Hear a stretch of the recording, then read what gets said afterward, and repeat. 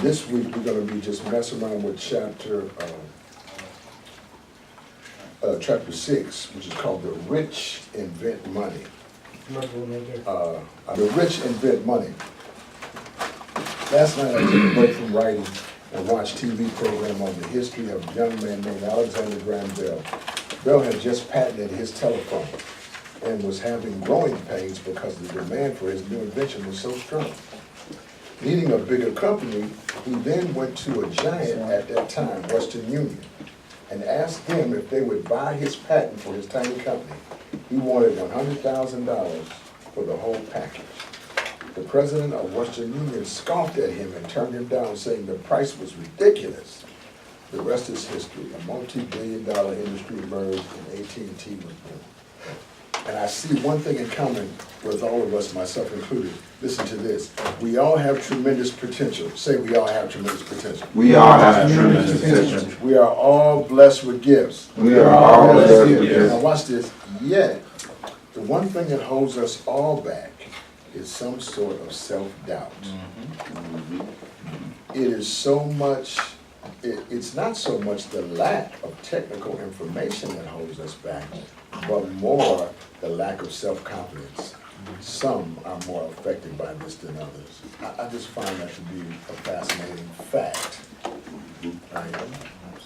I'll give you an example of what I mean. You know, with the chicken that we buy right here, this particular chicken is pretty good, but we get it from the Middle Eastern brothers, right? You go over south, and you know, you're buying it from them. In Chicago, all up and down the street. But we had got afraid of setting up a business in our own community because of our behavior. These guys, in their countries, what we was doing, it don't mean nothing to them. They're not afraid. They're not afraid to go right in their neighborhood and set up shop. Hey, son. Yeah, you see it. They're not afraid to do it, and consequently, they dominate chicken selling. No problem. You know what I mean? Yeah. Now, man, look, I go to Mr. Barbecue now by the Pop House. Man, this is a money-making machine. They got to leave out of there with bags of money every day. Can you fry chicken? Yes, sir. See how she said that? Can she fry chicken? Yeah. Look, what? How come all these sisters who, you know they can fry? Ain't nobody frying no chicken. Brothers too. Ain't nobody frying no chicken but the Arab boys. We opened up just one chicken spot,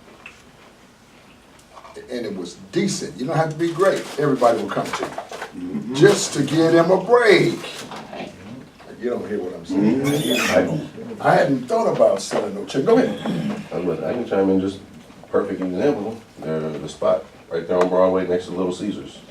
What is it? Some Chicago or something like that. Yeah, Me and my cousin went in and spoke to him a couple times about buying that spot because one guy's going back home. He's got oil fields there. The other partner, his son's about to go to Duluth. He can't run it by himself. They just wanted out of it, $40,000. Wow. We're literally talking, but contemplation of what you just said is like, is this spot ready for it? This area, especially down that alleyway, is like a death trap, whatever. No, the parking is way over here. There's only limited parking right in front. People start congregating. You got these big windows. Wait a minute. Where is it at? I don't see Right it. next to Little Caesars and Dollar Tree, Family Dollar now, but right next to Little Caesars. In the mall. Yeah, the little strip mall. Yeah, so yeah. Little Caesars and that little mall, Yeah. that little restaurant right there. Oh, It's like, around the side right there. on the side. Jay. It's something Jay's, Chicago, Jay's, whatever, something. He just said, and went back in, he was like, maybe we should go and just rethink it. Went back in, he's like, oh, the previous owner just bought it from us, whatever. So our last day was Saturday, which was a couple weeks ago, so the previous owner It's coming just slid back. right back in there. But because of what you said, got it. fear of just being in here, like, is it gonna be whatever profitable, whatever, no, right here, Absolutely. and with all the other factors? 'Cause Absolutely. I've been right there on Broadway, right in front of that, in broad daylight, 1 o'clock, when cats got to fighting and shooting right there, so. Right. And like, all those stuff play in part, like with business. Yeah, it definitely do. Yeah, no, I mean, I get that. But it was a lot of people coming there. That chicken place, there was a lot of people. They had a lot of customers.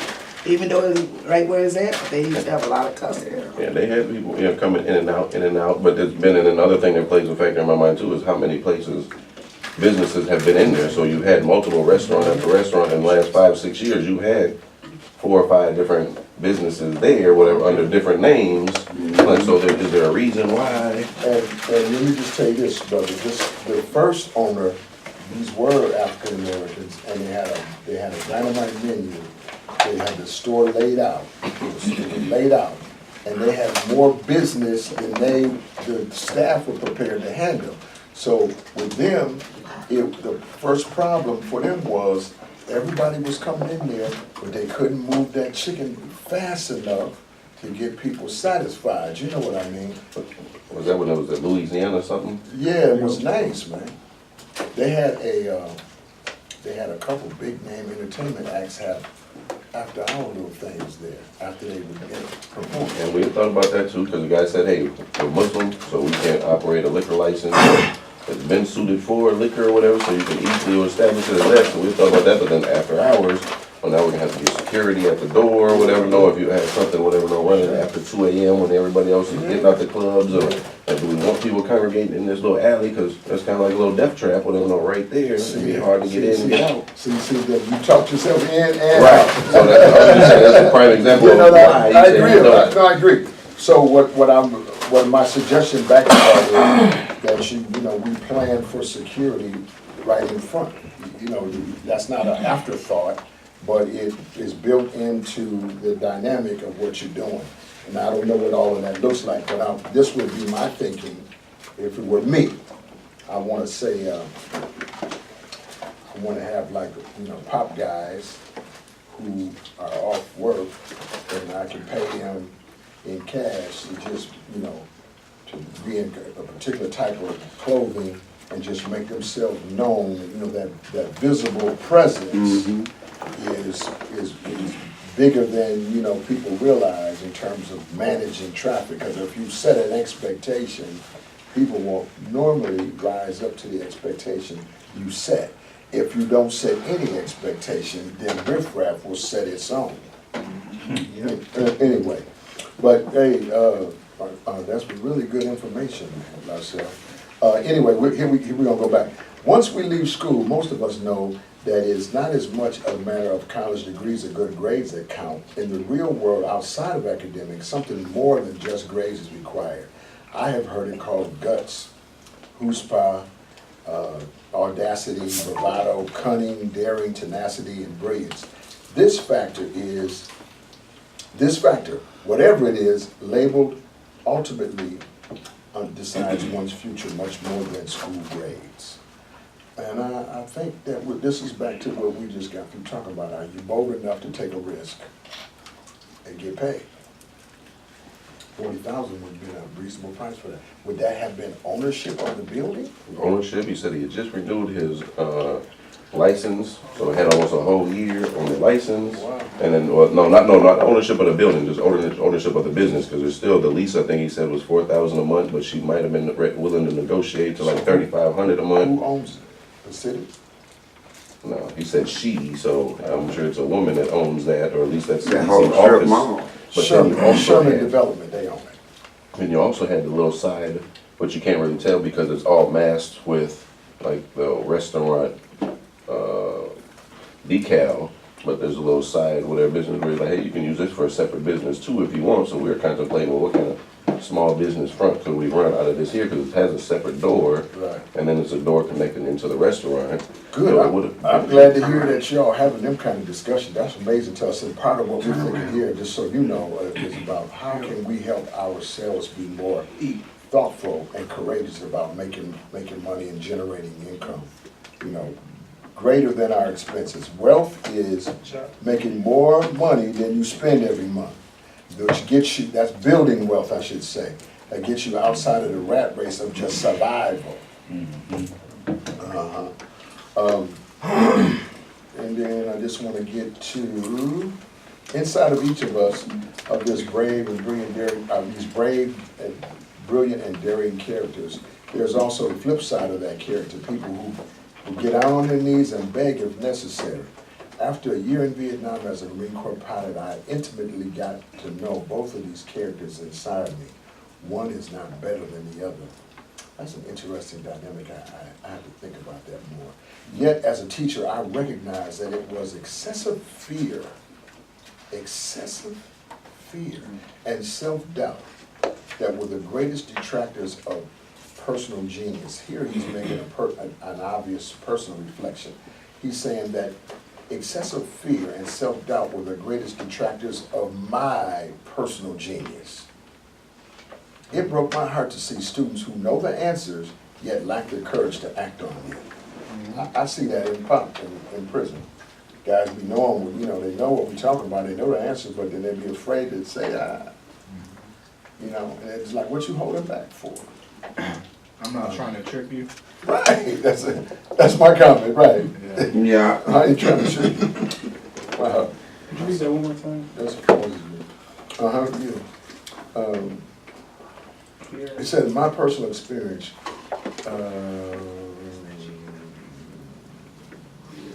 One paragraph up. yet as a teacher, I recognized that it was excessive fear and self-doubt that were the greatest detractors of my personal genius.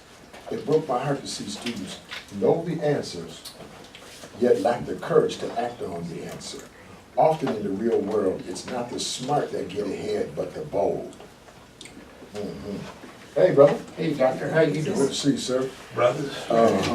In my personal experience, your financial genius requires both technical knowledge as well as courage. If fear is too strong, the genius is suppressed. Let me just step off of that and say this.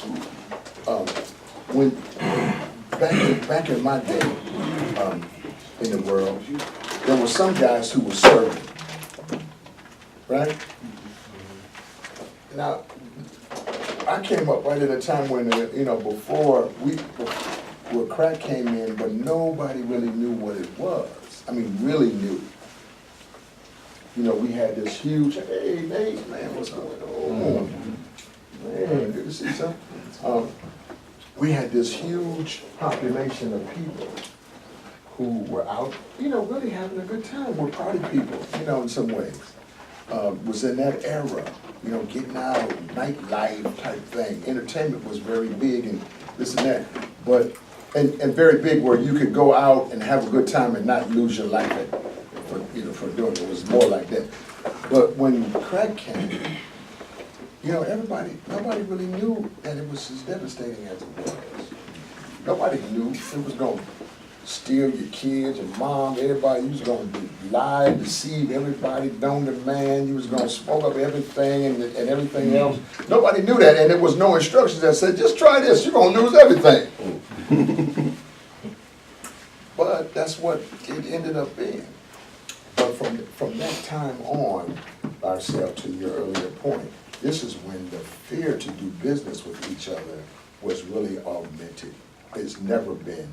Prior to that, this is pre-1980, all of the businesses in this community were minority owned. And even on this street right here, Lindale, up and down on the other side of the street on Lindale were black insurance, 2 black doctors. It sounds like I'm talking crazy. And this is in the 60s, 70s, and people went to them and my point here, though, is not that. My point is this. Do you remember how, just think in your mind, how somebody started like they were going to serve, but they wanted to use too? Now watch this. But you always will remember there was one somebody or two they served, but they didn't use. They was just focused on the money. It was very diabolical, to be quite honest with you, but I just want to describe to you the boldness. Say boldness. Boldness. Now, women, was it destroying the community? Was it tearing up, families? Was it, yes. I'm not talking about that right now. I'm just talking about the boldness that it took, the focus, say focus, Focus. that it took to be in that business, but not use yourself. For the most part, those are the very few people who got out without, right? Some of them who, there are a couple, one or two, who got real big, they went to prison and ain't never got a Pluky dude, they let Pluky out. Y'all know what that is? Huh? They did. Yeah, they let Pluky out for 30 days. Do y'all know this? No. They let him out for 30 days, they put him over at the halfway house on Lake Street, the BOA on Lake Street, for 30 days, and rearrested him on the guns charge that they made it go consecutively versus running it concurrent, and sent him right back to the prison to get to do 7 more years on the gun charge. That is messed up. My point to you though, I just want you to see what boldness looks like in the midst of, you know, an environment that was, you know, so smoky and cloudy. Still in there was focus. My point is, regardless of what you're doing, what your business is, regardless of it, if you can stay dead focused on it, dead focused, this thing is gonna produce you a result. But you gotta be focused on it. So now, I think, Phil, you was gonna get to me with this guy who's pulling the credit reports. Now, I need you to do that, otherwise I'm gonna go someplace else. If you got this guy, Oh, yeah, I got it. and I wanna set up an appointment so that we can, like, we gonna sit right here and 2 or 3 guys pull your credit report and let this guy give us some feedback on what you need to do to build up your credit and get stronger. Listen, say stronger. Stronger. Yeah, just think about this part. Stronger in the broken places. Stronger in the broken places. In the places that we are broken, those are the places we have to get stronger. If it's credit and your credit is broken, we need to get stronger there. If it's emotional pain from the past and you're broken, we need to get stronger there. Otherwise, it always rematerializes like something else. But later you realize it was the same old thing. I'm teaching better than y'all say.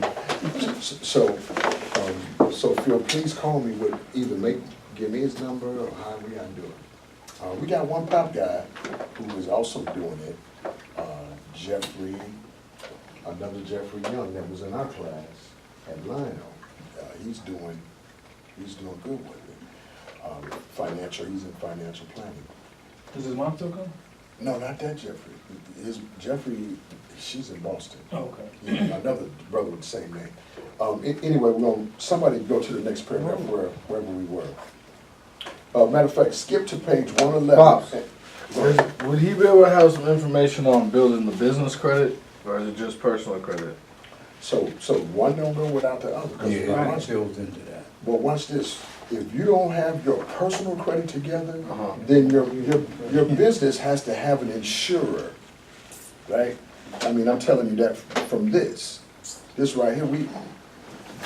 My wife and I are the guarantors of whatever we do organizationally. So we make a purchase, right? The business made a purchase, Power of People. We just purchased 2 homes. Power of People purchased them. Yeah. But if Shane didn't have good credit, Power of People would not have been able to do it. Even though Power of People has a good financial structure, but it doesn't have a grantor who can stand up. Now the grantor are yourself or whoever else you're doing business with. My wife and I have good credit.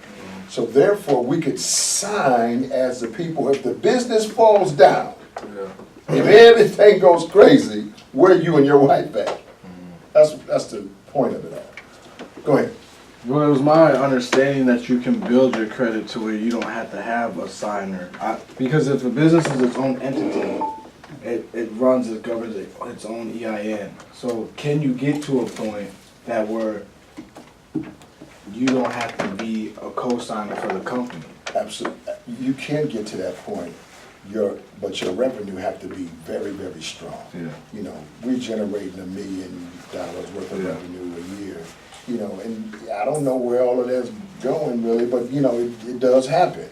You know, but the idea though, you gotta understand, it's a misnomer to think that you can start a business and then that business could sign for itself without someone guaranteeing Yeah. that that business is gonna stand up and be able to pay its bills. Yeah, somebody else was trying to tell me that a new business has its own line of credit that you can use, and I was like, I don't know if they was giving it out like that. Yeah, I mean, you know, Everything has to be, excuse me, Shane, Go ahead. everything has to be established, and it starts with self. So self has to develop a credit, a decent credit before he can go and start a business and run on, or they can go side by side. yeah, And eventually you'll be, as he said, you'll be able to migrate. Right. And so, we also can help out with the credit situation, Shane, if that don't follow through. We can get these people here. okay. They can come here Okay. and they'll be glad to come here. We'll go with People your can go on the route. weekend. And that's good, Marvin, and we need that because what I want, to be quite honest with you, I want everybody here to be brave enough to look at their credit and really decipher what you can and cannot do. And what you need to do to get stronger in the broken places, okay? I wanna just finish up by saying now, our last purchase, the major purchase was over $300,000. Now, you know, like for instance, we have a business American Express card, just a business. You know, it's 50,000, right? I'm scared to buy anything, you know, but I'm just saying, we have it. Yeah. You know, we didn't have to sign, nobody had to, we didn't have to guarantee that. But 50,000 is fundamentally small money.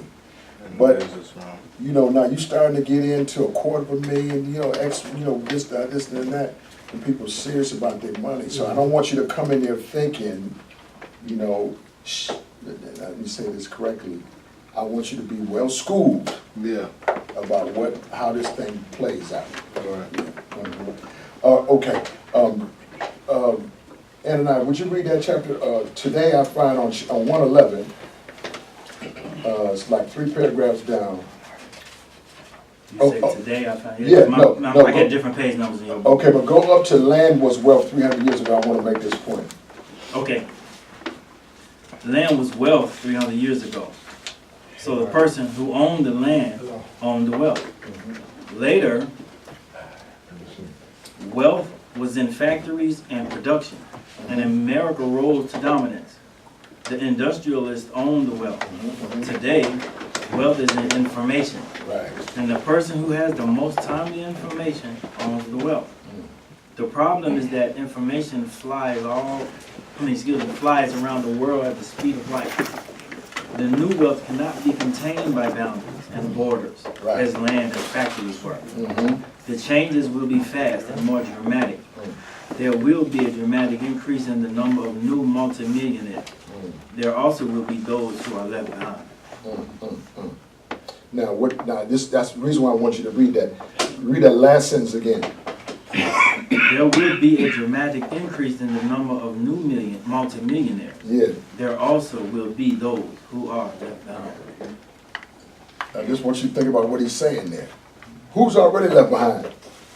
We are. So you know, this is code language right here. You know what I'm saying? Just like Make America Great Again is code language for something else. This is his way of saying, if you don't act like you get this, it's gonna get worse before it gets better. That's what he's saying.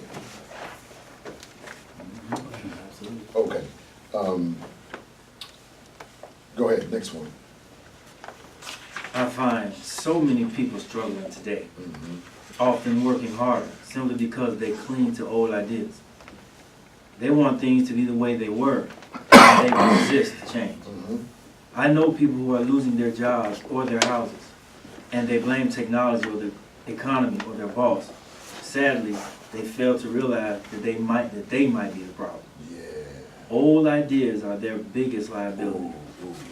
It is a liability simply because they fail to realize that while that idea or way of doing something was an asset yesterday, yesterday is gone. Ooh. Yesterday is what? It's gone. Yesterday is what? It's gone. Yeah, I really like that. Yeah. Excuse me. You know, so we're gonna pause for a minute, because we got guests tonight. You know, why we're not really a guest, Larcel don't need to be, but, you know, we're gonna treat them like guests anyway. But these guys are from Emerge, you already know all of that, and, you know, we have a good relationship with them. And so we are grateful for the relationship that we have with them. And I'm grateful for the relationship Marvin and I have developed over the years. And we're very proud of Larcel's progress. And we took Larcel in, my wife and I, this was fun too. We took Larcel into Rush City for the first time after he had been out for a while. And had you been in Rush City, or you was in? Yeah, I was in Rush City. Yeah, that's what I met that knucklehead. Up in Rush City, yeah. So what we're gonna take a break for a minute. Give them a hand. Just It's all on ourselves. okay, go ahead, brother. Let him do it. Gotcha.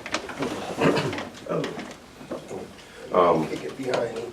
At Emerge, the program that I'm working for now is called North at Work. It's geared towards African-American males, 25 plus, on or near the north side. We offer a few different trainings you don't have to pay for. We try to help with transitional jobs, career pathway jobs, if you decide to go through any of those trainings. I don't know if anybody is interested in trainings, but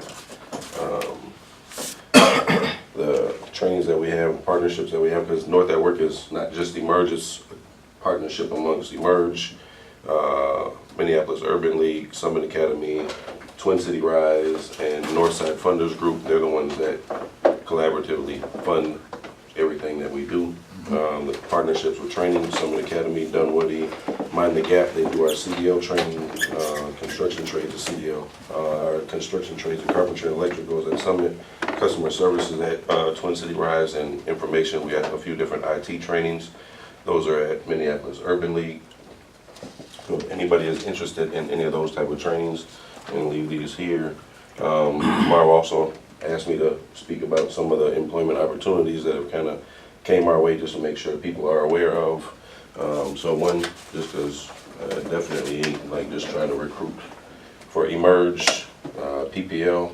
They have people, if you have a driver's license, you're interested in getting your Class B license, they have a program there where they help you get your Class B license, and they've partnered with like MnDOT, other state agencies like that. With that one, Minnesota driver's license, you have to live in Minneapolis or St. Paul, the zones that are approved, and you also have to be recently released from jail or prison. So there's a few different programs or initiatives that are geared specifically towards us coming out of jail, on probation, on parole, out within the last 6 months.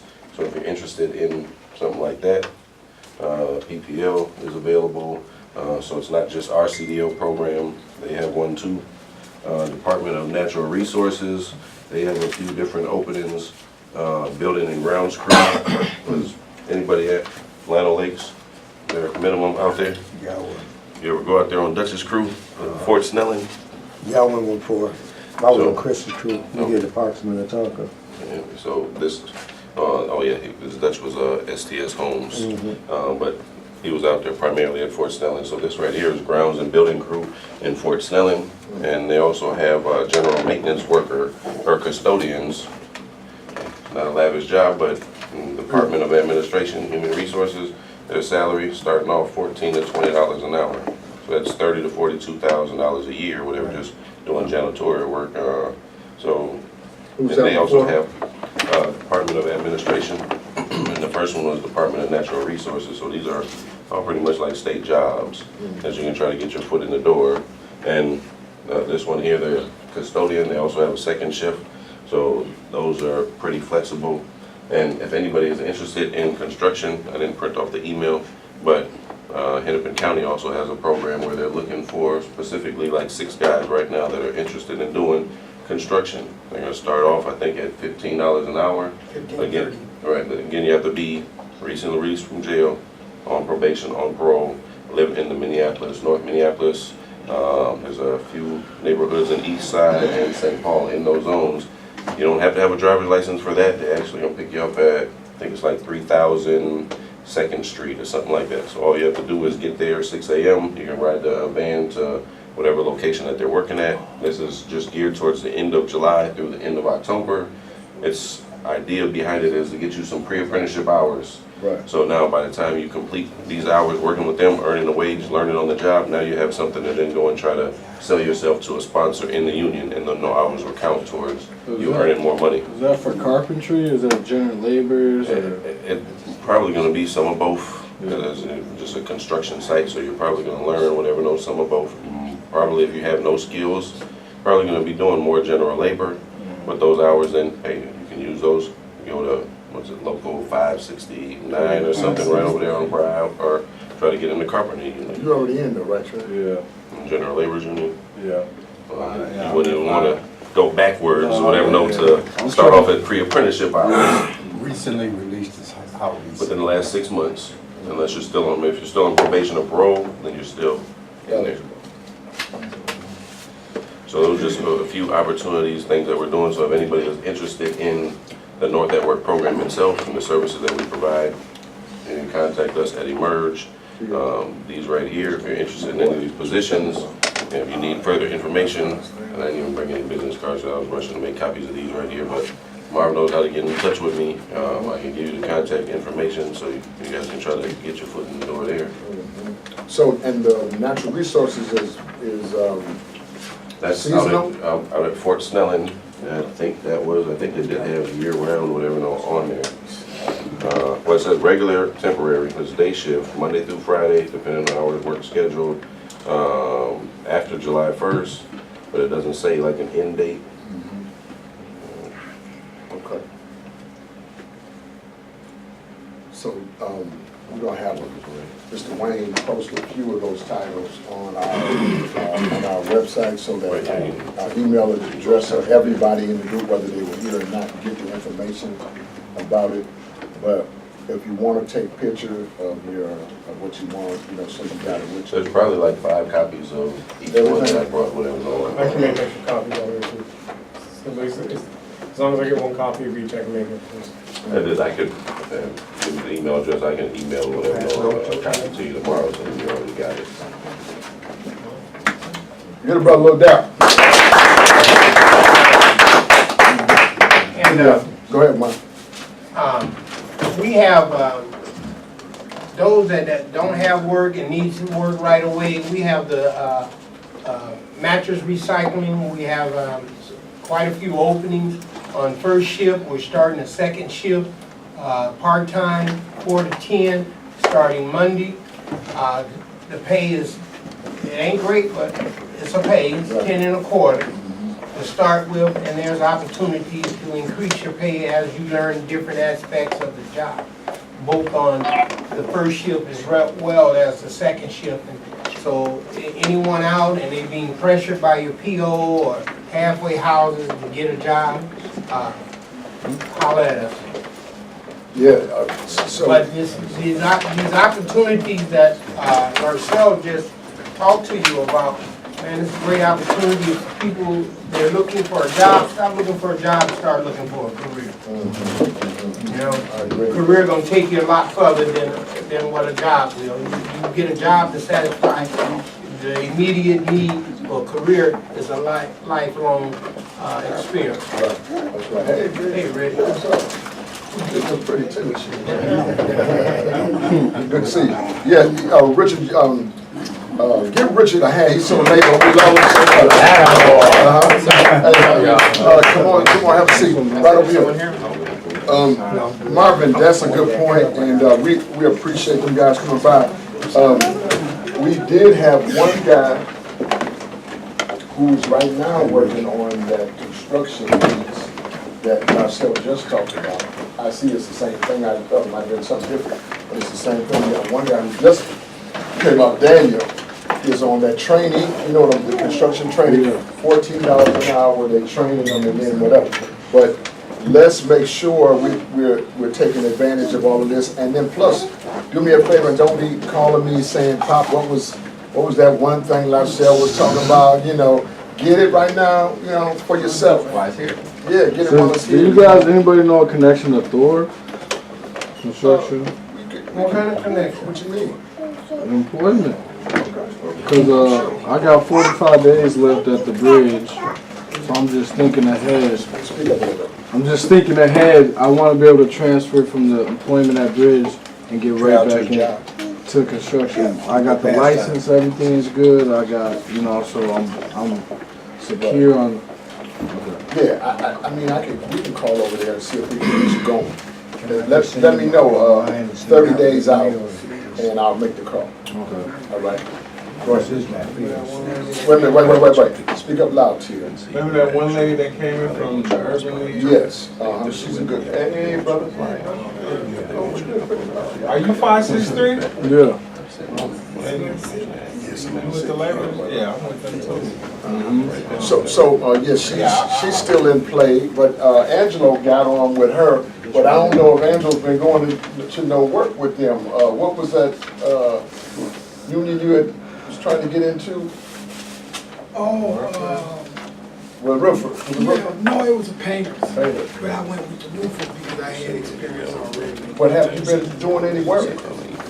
Oh, wow. Good, man. You know, a few days. No, I haven't been working full time, but enough to sustain me until. That's good. I'll give him a little.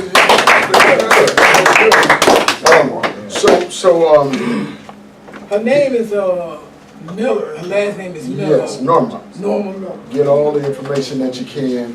But like I said, we just thank you for coming by. And you know, normally we're a little larger than this, but this is still, we can be small and mighty.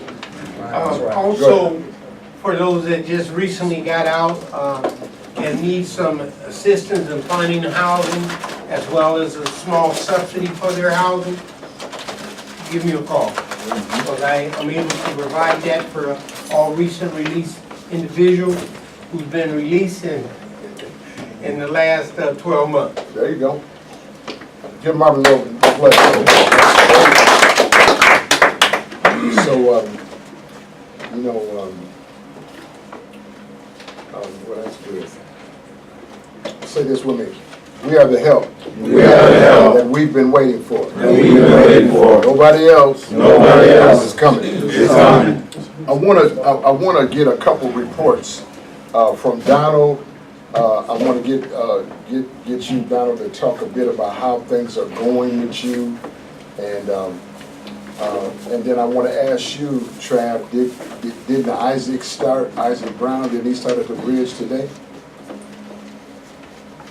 Tall brother? Yeah. I think he started this week. Yeah, it was Monday. Yep. Isaac is a pop guy, and Isaac is gonna be here at group next Tuesday. So we got it all situated. I want to talk about that. And then I have another guy, Jeffrey Murray. He just got out yesterday out of Rush City. I want to bring Jeffrey up to everybody. He might get here tonight, but I don't think he is going to make it. He's doing, hey, Quinn, come on in. He's doing his ISR orientation. Real quick, I want to start with Jeffrey. Jeffrey is a brother who came out of Kansas City, then was up to Chicago, came up to Minneapolis with his young lady friend. Both of them was using. The lady OD'd. 2 weeks later, he caught a case and went straight to the penitentiary. Wow. And so he don't really know anybody in the Twin Cities. He's not really from here. And you know, he has been out there for a long time. A little rough around the edges. You understand what I'm saying? Mm-hmm. But watch this. But he didn't have any housing. He didn't have a place to switch out to, and of course they weren't gonna let him go. And he took pop class in Rush City, and he really did a good job. And he had to take it twice because I did really work him. And he wasn't ready that first time, but that second time he came through and he really put his heart into it, and he impressed me with that. And I told him, I said, we're gonna find a spot for you. And so we got him right now over at the Pop House. But I need everybody to just be aware of Jeff. He really needs a lot of help. You get it? Now, Marvin has already reached out to Jeff, and we're gonna have him over there meeting with Marvin on Friday. So we're already putting that in play. When we send guys over to Marvin, what we're now saying is, we like guys to stay there for 90 days before you move around. And why do we say that? Because they're kind of taking some at-risk chances with us, and then we don't want to get started in 1 week or 2 weeks and then move around too quick and leave them unable to complete the work, right? So it's just not a good trade-off. And Daniel did that. We had Daniel over there, and then Daniel jumped on that training. And we can't be mad at him for that, you get it? But in the future now, going forward, what we're gonna do is commit to 90 days. If we go with Marv, we're gonna commit to 90 days so that they can keep their thing flowing and we get all what we're trying to get to. And then if move around comes around, let's just do it. But with Jeffrey, I'm gonna need all y'all's help, and Phil, you're gonna have to do something, son. I'm gonna need all y'all's help to kind of ease this brother on into transition. You get it? He's over at the Pop House. Terrence Peaches is over there. And had you met him yet? No, I've seen his stuff. I guess it looked like he was in a rush. Yeah, so. But Anna, I want you to reach out to him, Jeffrey Murray. He was running around on the west side over there, and he was hitting pretty hard. Yeah. So you may want to, check with him. And I just want him to feel comfortable over there. And he got, he say, brother, this is not prison now. This is the transition place. We're moving on now. So don't, just get that pop language in your mouth. That's right. And then you're gonna be fine. You get it? Well, but I may need to reach out to all of y'all and for this guy's help. Jeffrey Murray will be here next week as well. He's doing new ISR orientation. To that, ISR has changed their rules, and it looks like they're trying to do it for the better. They're still using that MinStar system, which to me fundamentally makes no sense. But in anything, the point here goes. This is what I know. Starting July 1, if you got out after July 1 of this year, you're going to be managed under the new rules of ISI, right? If you got out prior to that, you had the contract you're already under exists. But Ron Soldhide, who is the Commissioner of Corrections, he'll probably come with Bruce Reiser and maybe even this new guy, Colin Goo. They're gonna come here in one of the Tuesdays that are coming up to explain the new rules to everybody so we all understand how to play this new game, so to speak, right?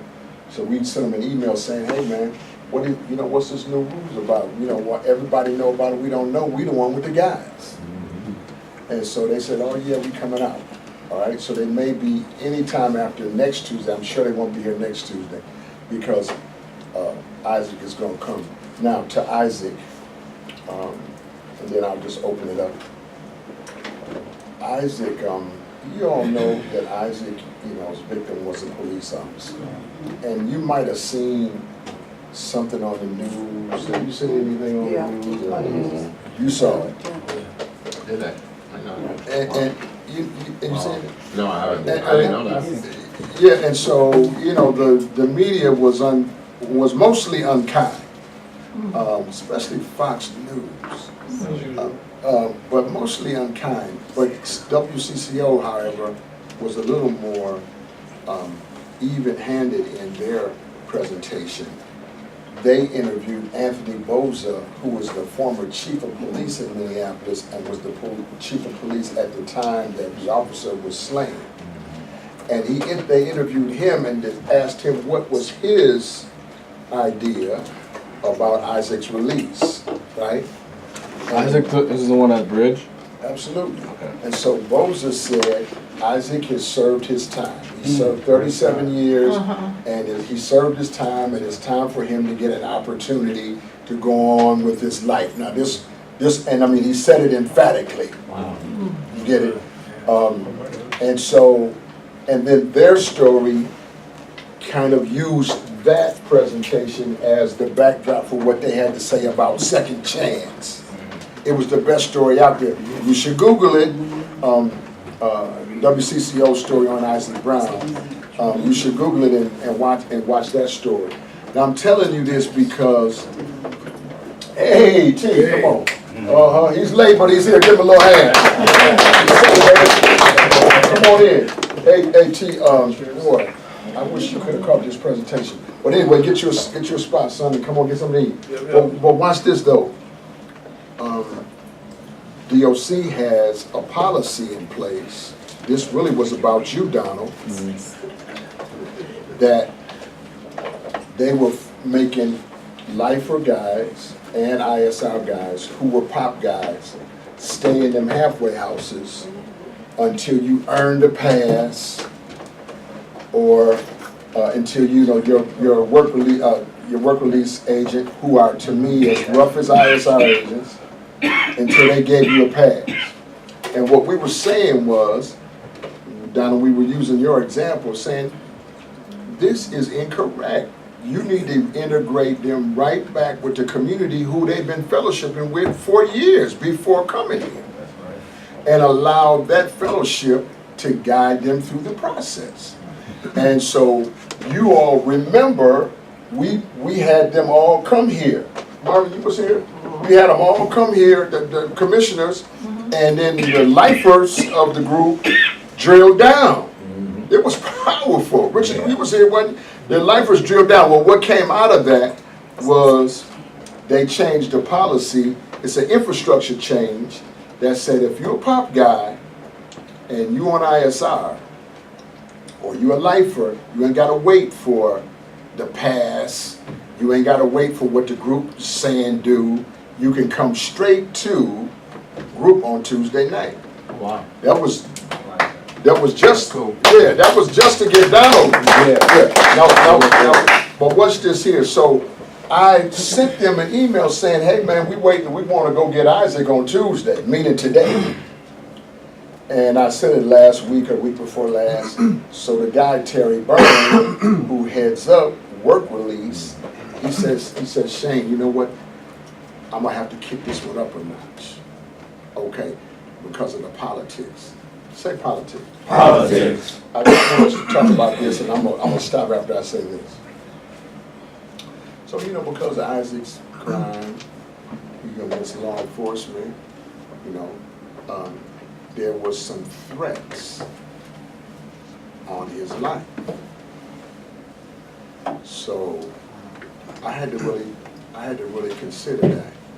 And they were saying, you know what? Even for Isaac's safety, we don't want to rush him back to Minneapolis. Listen to what they were saying. Where they know that the police are trigger happy. And so they're saying, and let me just tell you, let's just say whether or not they care or not care about Isaac is not what I'm talking about here. What they care about more so is the politics, what it would look like if this thing got out of hand. It looks bad for everybody, so to speak. And so they have to manage that kind of dynamic. So with that in mind, and we had Ron Sodai called me about this, and we had what I think is a good conversation about it. And I agree with ultimately what he had to say relevant to holding up and letting him first start at the bridge where you're at. So what I need you to do, Trav, is step to him. And make sure he knows Pop guys already got their arms on, this and that. Yeah. Step to him. Then next week, when we come, Wayne, I need you to send out a blast and saying, we asking for all hands on deck. I know people, if you're busy, you're working, this is one time what we need everybody here. Because we want to celebrate, brother, and make him feel love. Say, I'm valuable. I'm valuable. I'm lovable. I'm lovable. I'm powerful. I'm powerful. I'm important. I'm important. And you know, it's good when you can get somebody to treat you that way. And he's experiencing a lot of stuff, you know, even with his staff people over there where they at. Some judge, some don't judge. It's a big dynamic. Imagine. No, just I can imagine. Wow. And so, but listen to what I got to say to you about it. Every lifer who we have in our system, which is many, are so encouraged because they let Isaac out, and people believed it was never going to happen. And sometimes Isaac brought that belief system on himself. Y'all know, somebody in here knows what I'm talking about. Now watch this though. But it encouraged every single lifer who we got in the hopper. Marvin and I got maybe 4 in the class we're in right now. In my West City class, I maybe have 8 lifers. Wow. Yeah, I got Tony, Frank Lucier, and Brian Clifton, and Jermaine Ferguson, and Toby Johnson, and you know, all the Trevor, all these guys, and they smart boys. These boys are smart, right? The young brother who from St. Paul, Ron Reed, who shot an officer in St. Paul, right? Ron Reed, we got him. So all of these guys are hanging their hopes vicariously on Isaac to be successful. Isaac wants to be successful for his own reasons, but whether or not he's successful for everybody else, they still go along with him. That's where we come in. To the extent that we can be loving and we can be helpful to him, to make it as smooth as possible, given the conditions. That's what I'm asking each and every one to do. Step to him, love on him, grab him and make him feel welcome. And next week, stop coming in here empty-handed, waiting for somebody else to feed you or give you something to drink. Bring something to group and put something in. And this and that. And don't get lazy. That's love. Yeah. But everybody bring a dish to the best of your ability, and we just want to make sure that brother eat good, have a good time, and hang out. My last announcement, I'm gonna give it back to y'all, and that is John Vang and Ma. They have had their baby.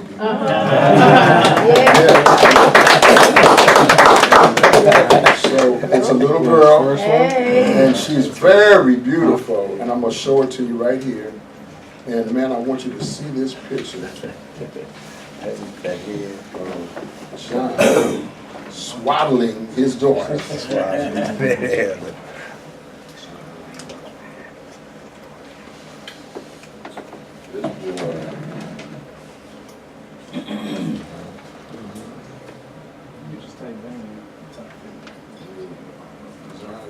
Yes, sir.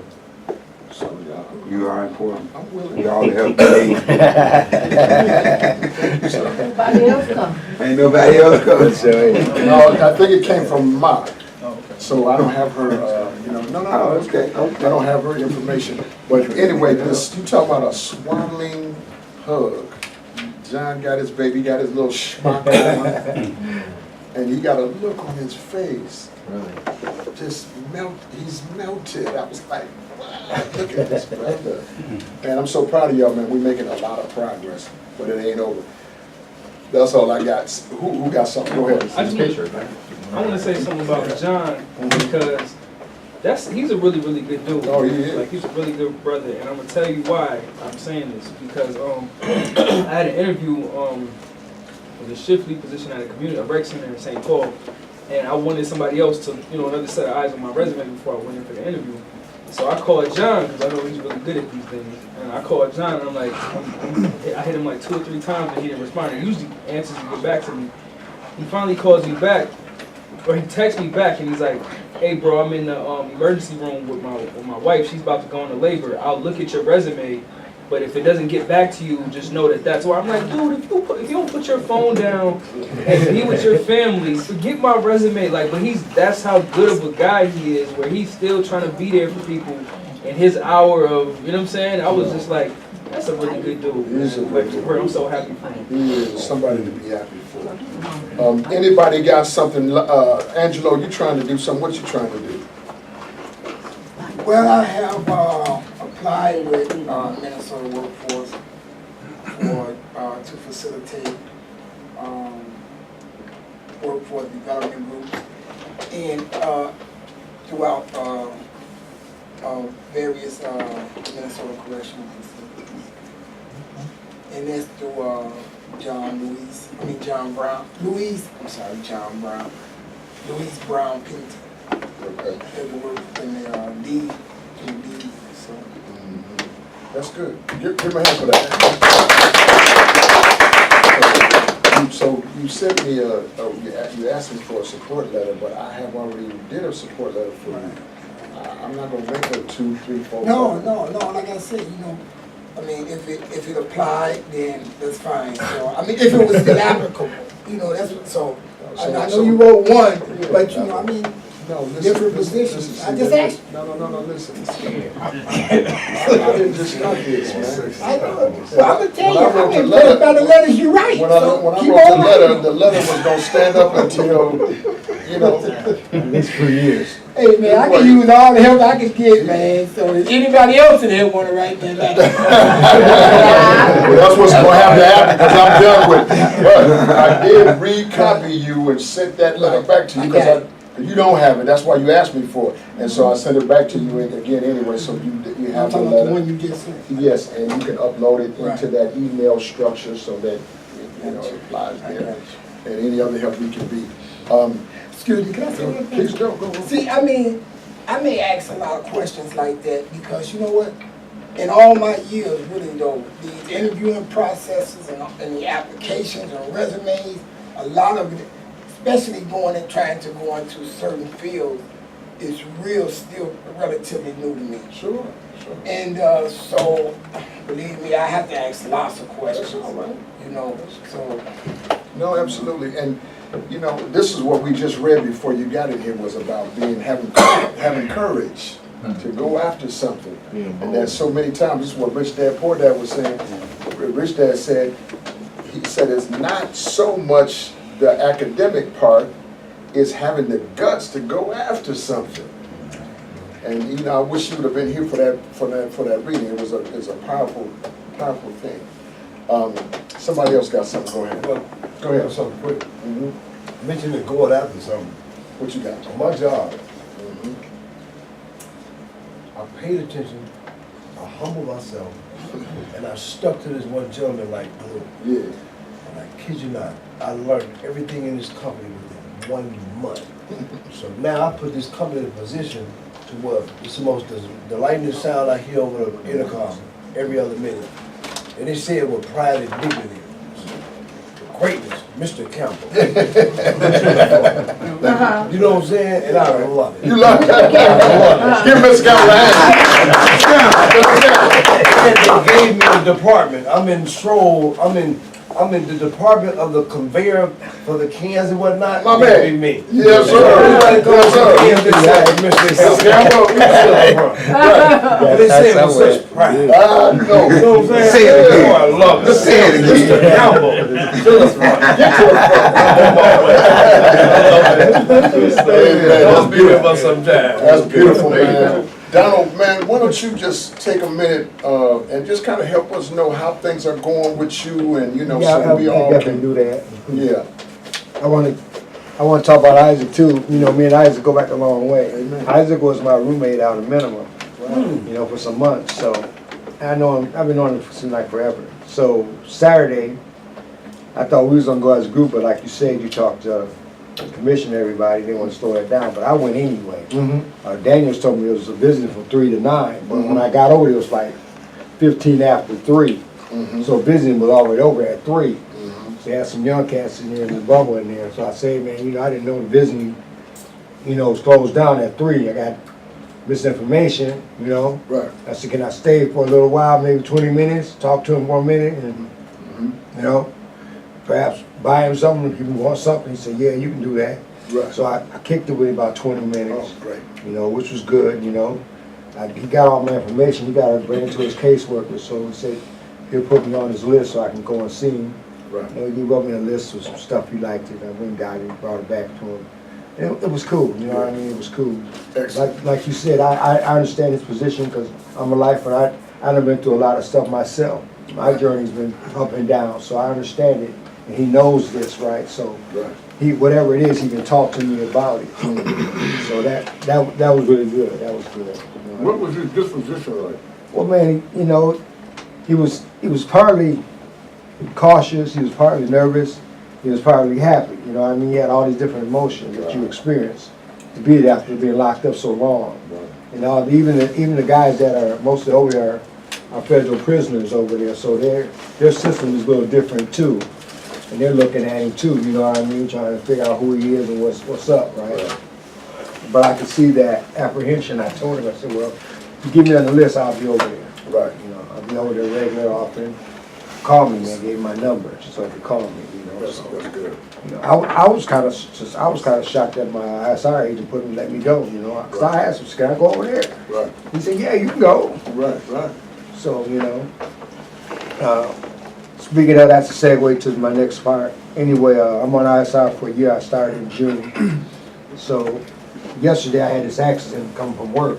And I bumped the back of this lady's SUV. There's two cars in the back tried to squeeze me over on University, right? And anyway, man, I pulled over and knocked the grill out of my car, but it just scratched her little bumper right there, a little plastic thing, kind of ripped it a little bit, you know. She was a nice lady. She gave me all her information, changed stuff, you know. She said, hey, you know, I ain't trying to file no claim or nothing like that. I ain't calling the police. She said, you know what? Here's everything. I have my license, I got my insurance, I got everything set out. You know what I mean? I'm legit always, boom. Right. So was she. She showed me all her stuff. She took copies of everything, you know, we kicked it. She said, I'm sorry your vehicle got messed up. You got the worst of it. I said, yeah, it's all right, you know. But that was yesterday, and she wasn't hurt, I wasn't hurt, so that was the biggest thing about it. My car still runs and everything still works, so, you know. I'm gonna have to still roll for a minute, right? So I can get it fixed, I got a gift for you too. I got a gift for you. I had a 2007 Mercury Grand Marquis. Really? And and I have a cover for it that for like a weather cover. Yeah. I'm gonna give it to you. I got it in the trunk of my car, so I'm gonna give it to you. It might just help. It might help your client. Well, I had that accident, yet I expected my PO to come over and take a UA because I know the first thing question was asked was he sober or intoxicated or whatever, right? But he didn't come, so today, before I came out here, he called me over there about 5:30 to come over to the office to take the UA. I go over there, you know, I brought the information, you know, all the insurance information, her information, mine, and took the UA and came on over here, you know, but. Good job. I'm not even worried about it at this point. This time around, I'm here to win it. I'm not playing. I'm not taking shortcuts. I'm not trying to tip. I'm not trying to do anything, right? So when he comes to my door, and sometimes they come 2 or 3 times a day, right? I'm there, right? Just call me, right? Just call me, like, we're out front, I'll be there. Give me a couple minutes. Throw on my shoes, right? And I'm out there, right? Because this time, man, like I said, I'm going to make this. There's no playing. There's no game in here. It's all straight. It's all serious business. It's going to be handled like that. You know, that's the stuff I'm telling Isaac. I mean, you don't think so, just watch. You know what I mean? I don't hear voices, I don't hear steps, I don't hear none of that. Right? I'm going straight ahead, right? Straight ahead. That's beautiful. And I feel great, I feel blessed. Yeah, man, we're so glad to have you, man. Yeah, I should have been here a long time ago, but I wasn't ready. So I think everything happened for a reason, you know. Miles tried to tell me, I just wasn't ready, so. So where are you at, Donald? I'm at my house. I'm over north. You at your house? Yeah, I'm at. So you know the letter you sent me still sitting on my keyboard, and I keep calling the halfway house. I said, well, they ain't letting him out yet. Where you told me you was going. No, I went. I just got out. I got out like on the 26th of June, but I started my SI. But you know, I'm gonna call you back anyway and holler at you anyway. You know what I mean? So. Who's your agent? You know, Mitch. Mitch. Yeah. Oh, okay, yeah, Mitch. I'm good. Like I said, to me, it's just something that I have to do anyway. Structure is structure. I have to go by structure. Everybody has structure. If you don't have no structure, you're floating. So That's right. I'm good with it. Yes, sir. You know, he said that when the commissioner asked about it by name, he said, "Yeah, he's doing good, right?" Right. That's what he's gonna tell him every time he asks Right. you. Right. You know what I mean? Because, like I said, I'm in it to win it. I'm gonna win it. There's no shorts in this game. It's all gonna be straight ahead. You know what I mean? So. It's good to hear you talking about it. Yeah, man. Travis, you got something? Yeah, I just wanted to check in, and it was. I'm good. Well, I appreciate you sharing, and I I think with my situation, you know, being 2 months out and my history of being in and out, I'm in a different place. I spoke about this Speak again. a little bit. You know, just I turned 30 the beginning of this month, July 5th. Thank you. So I'm just in a different place mentally, just more patient. I'm not trying to rush anything, and I'm being real. You know, he touched on structure, and I'm being respectful of the structure, being at that halfway house, and I've accepted, you know, responsibility for myself of what I have to do to be successful on parole. And you know, you spoke on just it's non-negotiable to go back. No. And so for me, I had to walk out this process, and I have to trust the process. Yep. You know, and a lot of times, I work at the bridge, and it's a segue, it's a transition for me to go to the next phase, and it's, you know, I don't have to like it, but I show up every day full of energy just to get the job done. You know, and I know that what's coming up next is why I'm doing this. You know, so. The couple big milestones was just getting my license Got it. secured, and yep. So I have. Excellent. That's good. With Come on, give me so you know, it's just the small milestones that I'm grateful for, and the support that I have with my family, and you know, it's just I'm just in a different mental space, you know, and I spend a lot of time during the work listening to like motivational speaking. Les Brown's one of my favorites, or Eric Thomas, or Jim Ron. So, and he speaks about this is my winning season. You know what I mean? Yeah. And that just kind of speaks. There's a lot of things that you were saying that was resonating with where I was at, and you know, and I fully believe in myself. I've always have, but it's just staying in the parameters that I know that I have to follow. You know, and accepting that. And so it's been these 2 months have been. They haven't been just great, but they haven't been bad, and I have to continue to fight every day, you know. Absolutely. And that's how life is. That's not what success is. Success isn't a comfortable state. You have to continue to grind and work at that, you know, until you achieve that goal and obtain that realm of success, so to speak. So. A couple guys in the class, Marvin and I are gonna graduate them next Monday. They asking about you, you know, this and that. Is he in group? Is he where's he at, Pop? But we can tell him he's here every week. Yeah. Now, on the other hand, we had Jesse James. Remember Jesse? I'm at the house. You was at the house with Jesse. Jesse locked up now, right? Yeah. So, you know, I mean, Good, I was in the group with him? Jesse James, yeah, Jesse. He like, well, I think he's downtown. He's not sitting back, but he's downtown. Yeah, he's still on the DOC hold downtown, so threatening behavior. Oh, my God. Yeah, that was a really that incident wasn't good, man. They put an EJJ guy in the house. He was actually in my room, and there was a constant tension that the young brother, and I tried to, you know, breathe on him, and it was just too much of this, and I think he found an avenue to take his frustration, the young guy, out on somebody, you know, and it was a bad situation. It wasn't good at all, you know. So it's. Yeah, I wish you could have somehow held on to it, but I hear what you're saying, and that is what I shared with you earlier about Jeffrey Murray, who would have been in one of those halfway situations and probably wouldn't have lasted because his fuse is short. But I want y'all to embrace him next week. He'll be here along with Isaac. She couldn't make it tonight. He'll do his orientation, ISI orientation. He might stumble in here at the lab. So we'll celebrate both of that. But also somebody we gotta celebrate tonight is Mike Fox, because Mike has canceled the contract on his parole. Hey.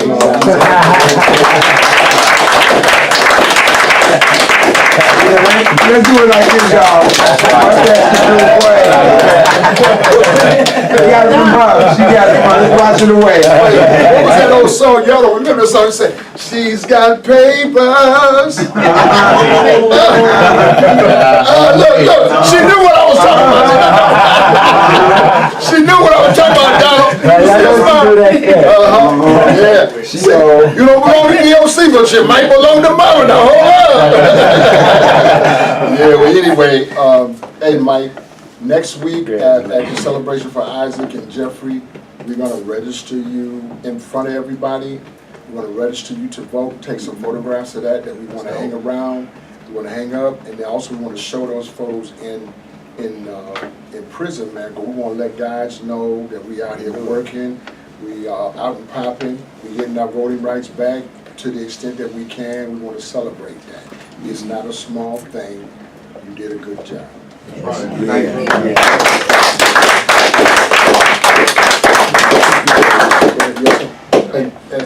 And Ronnie Baker got a little announcement. I think he do. Go ahead. I wasn't gonna talk about Oh, no, yeah, I'm talking about that. I'm talking about something else. No, I just, I was wondering if you could register me too. Yeah, I can register you, like, as if you got papers and you done now. No, I've been done since March. So let's give him a hand.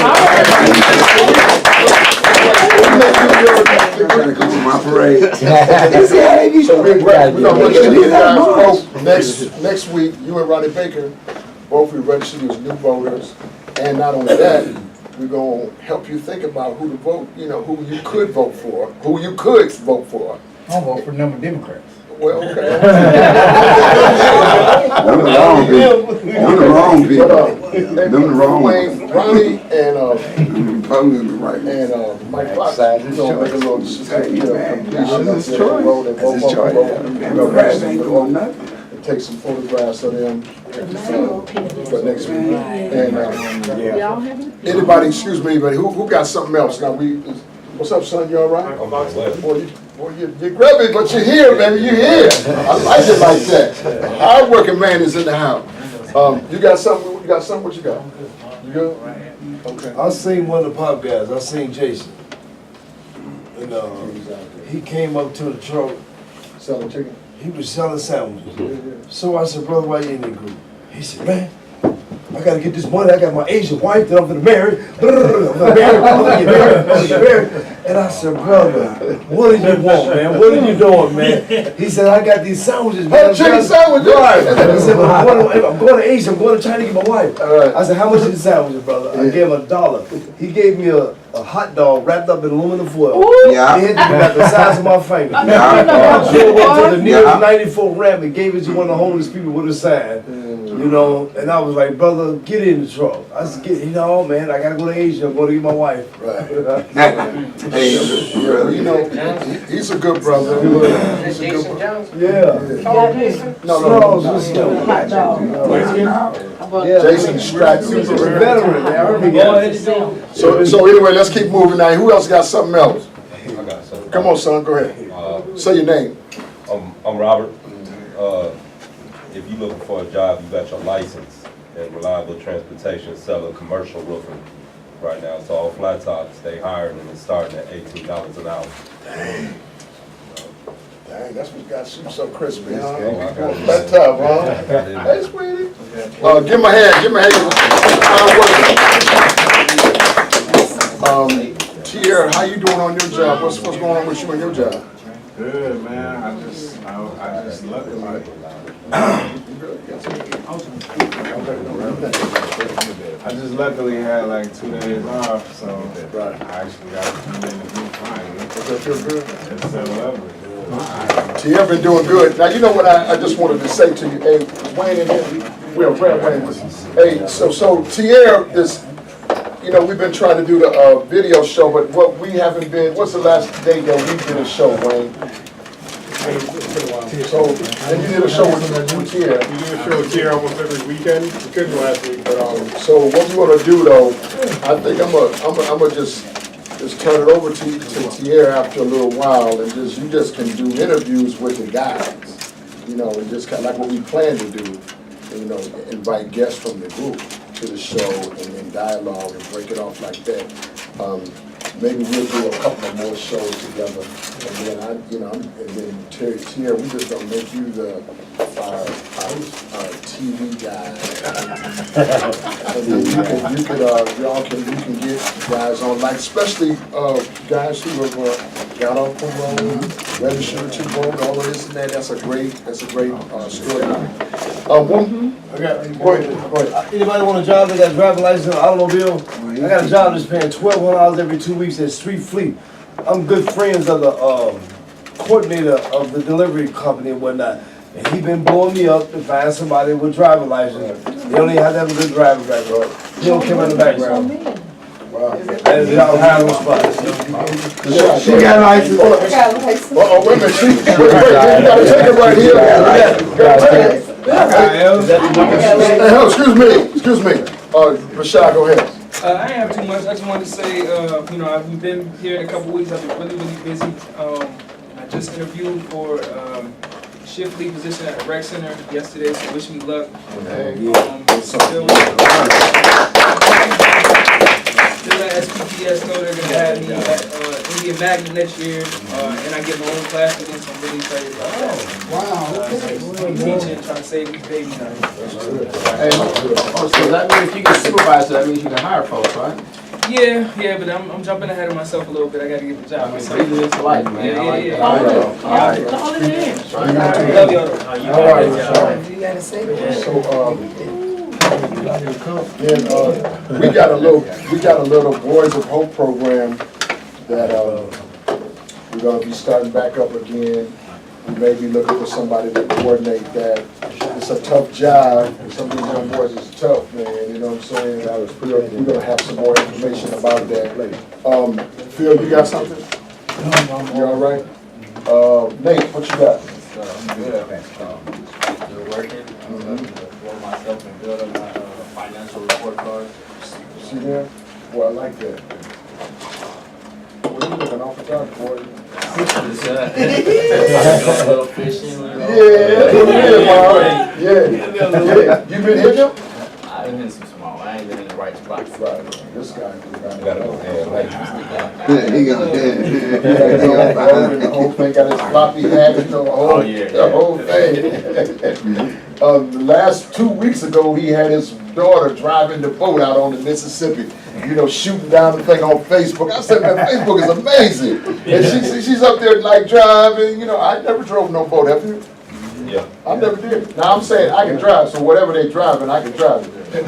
But his daughter was out there rolling, you know. So what about your family? Everybody good? They're good.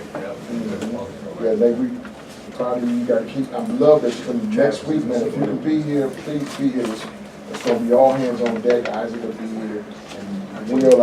I mentioned that there's some new and Richard and everybody. I think you heard there's some new ISI rules. Don't apply to you, but I need you to know because you got guys, you know, with this criteria. So they're gonna come in here and lay it out. The commissioners are gonna come in here and lay out the new criteria for ISI, so we can get it straight from the horse's mouth, straight out the job. That's what we used to say. Get it straight from the job and figure out what's going on, you know, with it and how we can get it. What I do know is that guys who get on and who come on in July, they're gonna stay on 3 sessions, not 4. Like Donald, it'll be, instead of being 4. Yeah, I got 4. Yeah, instead of being 4 months. I gotta go. Okay. Instead of be 3. But anyway, what time we got here? Richard, what you got? Oh, Pops, I have a lot, man. I'm just glad I'm here. I'm sorry I'm late, of course. No excuses. I read the reading, you know, a season, and that's so deep because, you know, I feel like I'm in a season with my career. Like I put in for another job to lead you jumping place. Yeah. Oh, wait, I want you to pay close attention to this. Go ahead. Yeah.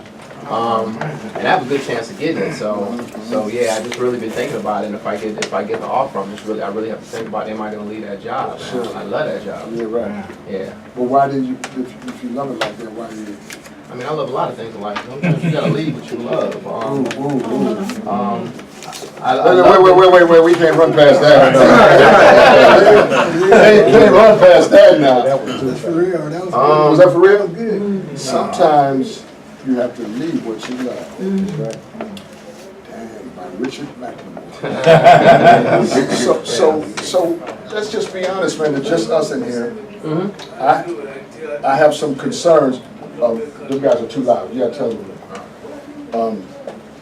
I have some legitimate. I've always loved Otis for some reason. He got a great personality. He's a nice brother. And he really has a style that I admire for him. He's able to move in between these two worlds. Yes, very well. He's been able to do some things with Ujama Place in a very short period of time, to be quite honest with you, that many of the rest of us haven't been able to do. But he has those skills, and, he is kind of in the good old boy, he can work that good old boy network. You get what I'm saying? But, so in the Ujama Place, which we need that location to be up and running. Seems like lately they've been bringing on more DOC people who have that other frame of thinking. Not as good as Otis is in West Virginia.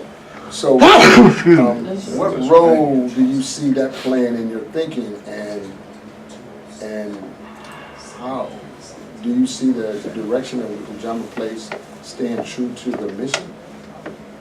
Pops, I don't know. I mean, that's one of the reasons, I'm concerned about being there, man. I love that organization, but I have to respect what I do, and I have to go to work with a purpose. I can't just, do it on the front. So, and I don't know, and this isn't a secret. I told Lee, our new CEO, when she did her, she interviewed every staff person when she started, which a CEO should do when you come into an organization running things. So when I had my time with her, I just said, Lee, I got to level with you, and I don't know where this organization is going. I'm not comfortable with what I'm seeing, and I got to be honest that I put in 2 applications, and I have 2 interviews coming up for different positions. So they know that I'm not happy. So I don't know. I don't know. I can honestly say I don't know. I think the organization is going in different directions.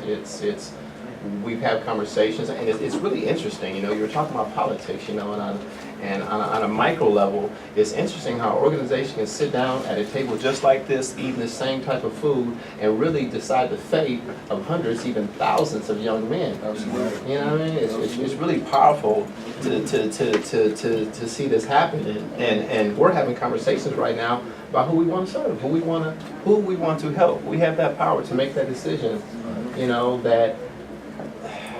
That has millions of dollars tied to it. Sure. That's supposed to be for a community initiative, but the people around the table decide what happens with the money. Can I ask you a question about that? That's beautiful. That's beautiful. Trav, you gotta get back? Yeah, I got it. Okay, go ahead. From time to time, I participate. Johnny's not sitting next week. So, Johnny's not sitting next week till we all sit down. when you say, so Richard, when you were saying, when you were speaking about deciding to faithfully young men, right?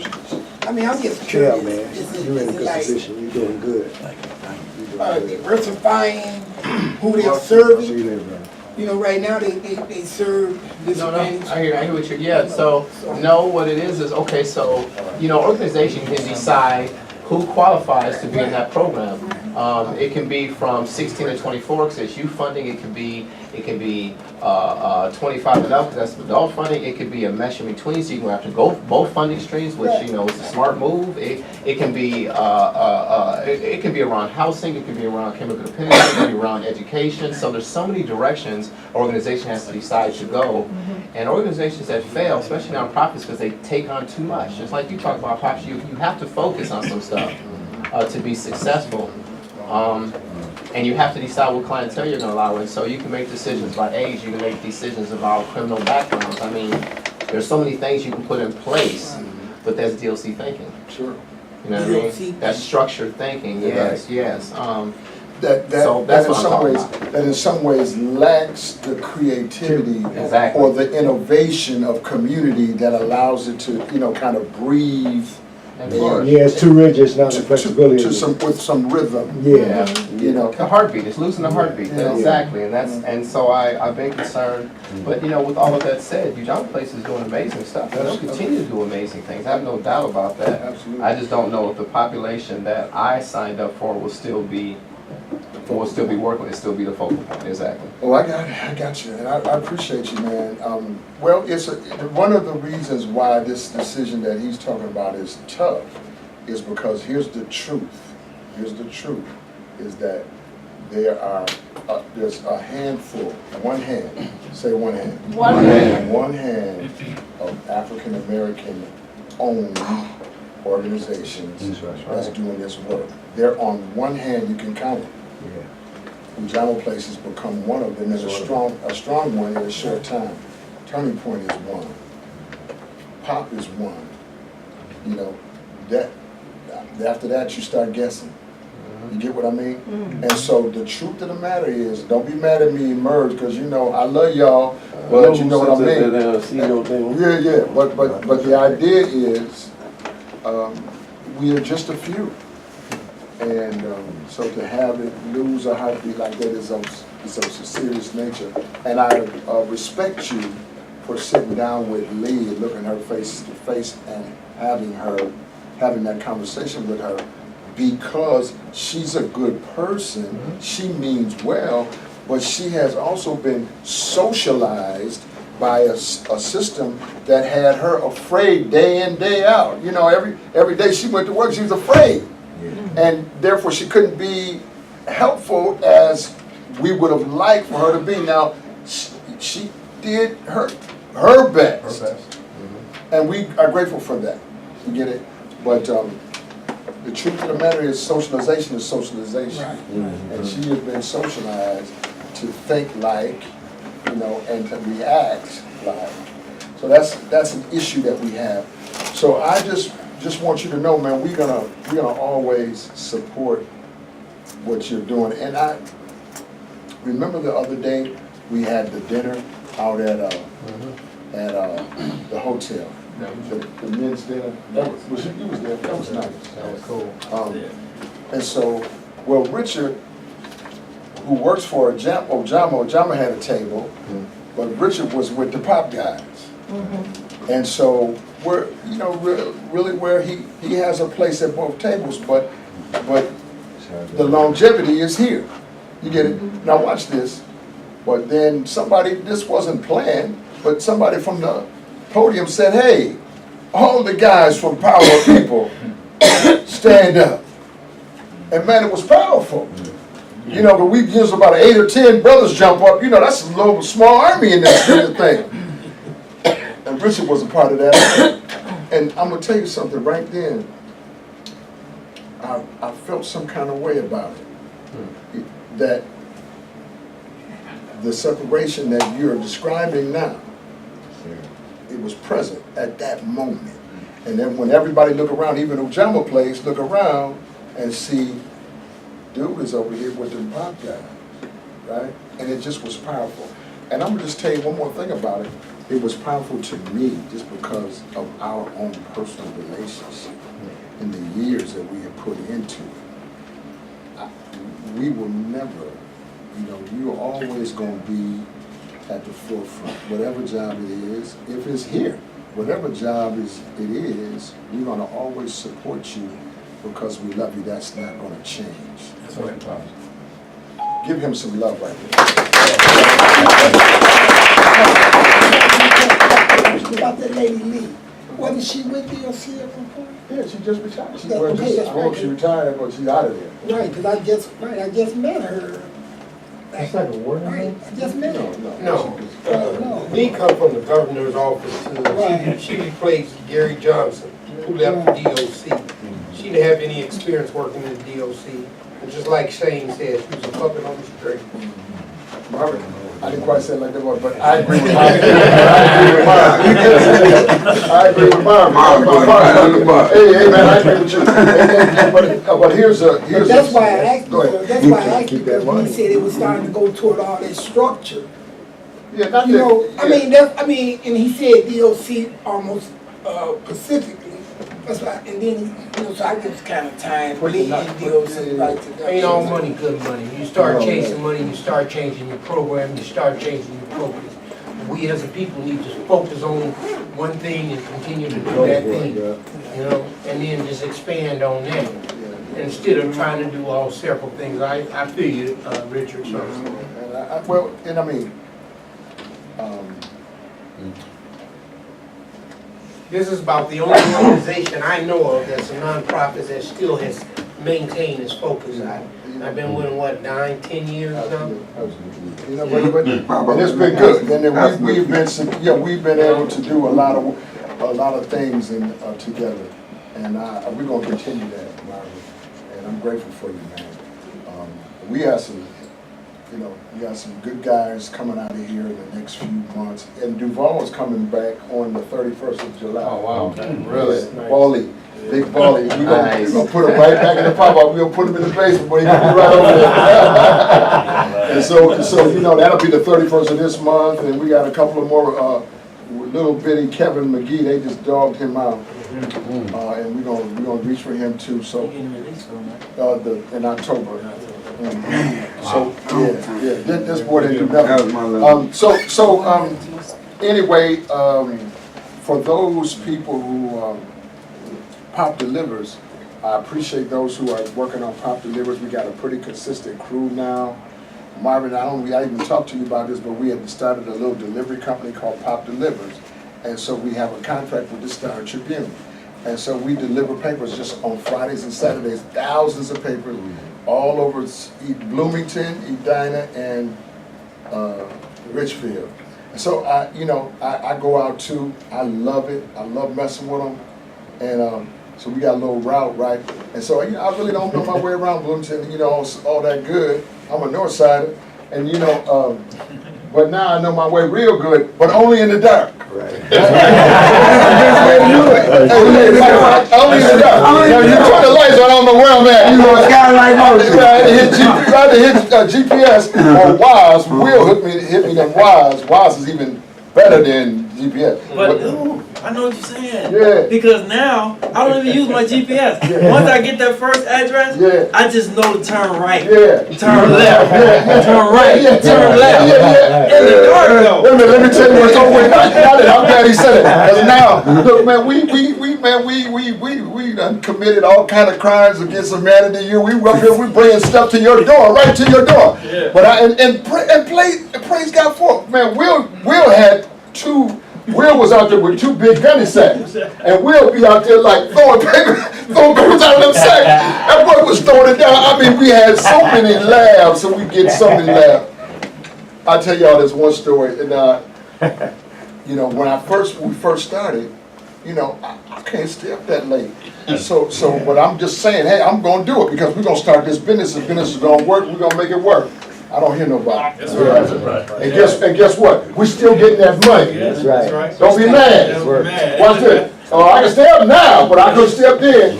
So look, I would be hitting, Lolita, until 5 o'clock. So one time, me and Will, I ain't gonna tell on Will, but I tell on myself. One time, me and Will, we was hitting something, and Will said, "Pop, go down here and just hit these 4 addresses." He hollered them out. I said, "Yeah, okay, all right." So I went on down. It was like in a gully or something like that. Seemed like I went down. It looked like I drove into 45 minutes. It looked like I went into the Twilight Zone. You know how the dude would say like, "Oh, you were traveling in another dimension."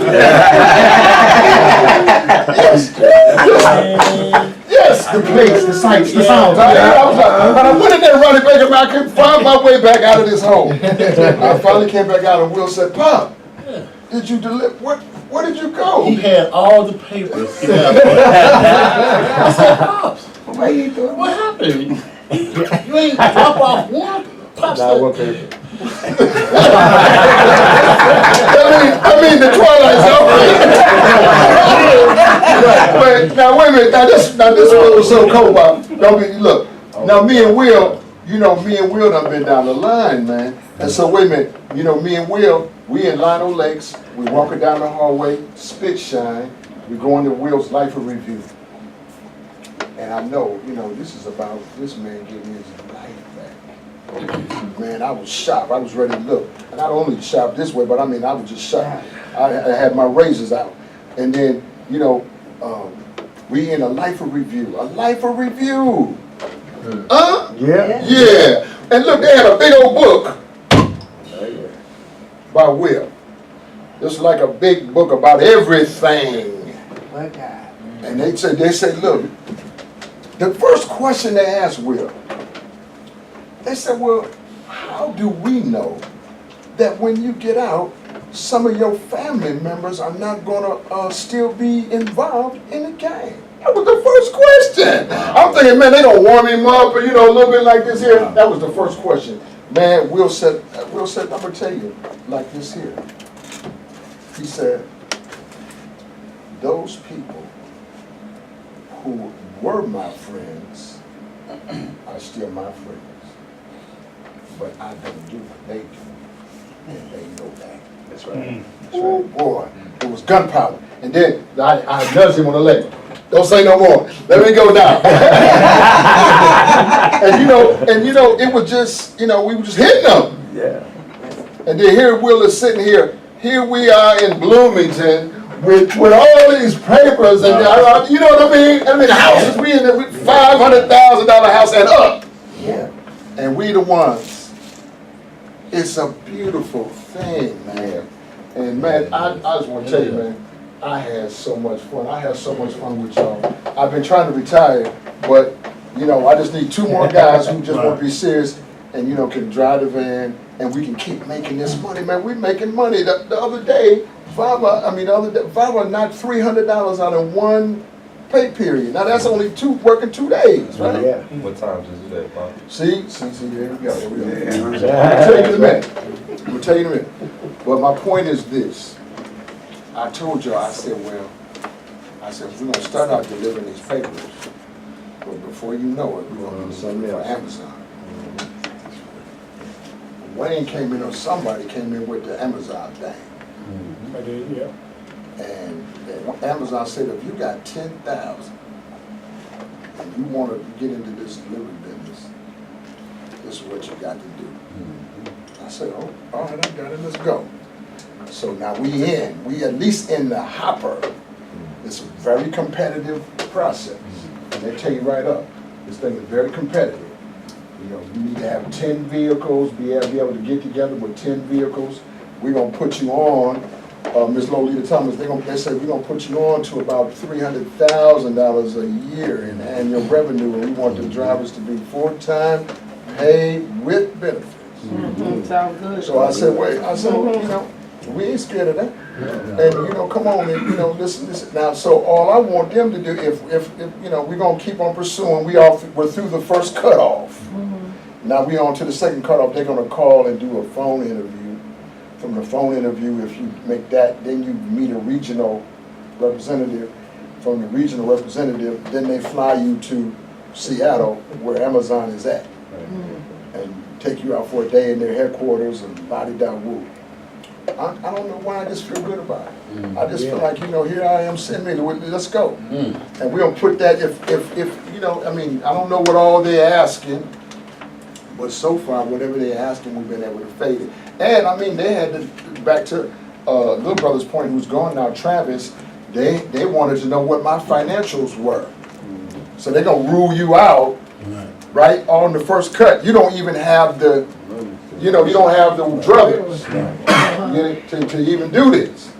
So, but now we made that first cut and now we're on to the second cut. Now that all came out of this room. One final thing that came out of this room is Pop TV. Will created, Will is the creator of Pop TV and Wayne is the brander. So Wayne created the brand and Will got the service. And Will done Tell us a little bit about Pop TV. Everybody here know about Pop No, TV. some- yeah. By now, you know, Pop TV is, you know, out and popping. Everybody know about Pop TV. Everybody trying to be down with the Pop family. You know what I'm saying? So, you know, it's growing. I got like 35 people on the waiting list. On the waiting list? On the waiting list. I got 2 of the DJs at KMOJ, Brother Jewel. Yeah, he called me, brother, I heard about the Pop TV. so I went to Brother Jewel's apartment for 2 hours. And, you know, he calls some cat up who hooked this fire stick up and stuff. Said, man, you fired. You didn't quit, man. You didn't quit. The truth is right here. The truth, So he went through all that. You know, I was just sitting there listening to him. Right. But so I got him, and I got somebody else at KMOJ, Capri, or something like that. And so, you know, so it's going. We're moving, and what we up here talking about, we're gonna do the pledge right now, because we want to pledge out. Look here, let's pledge out here, Wayne, we got to pledge.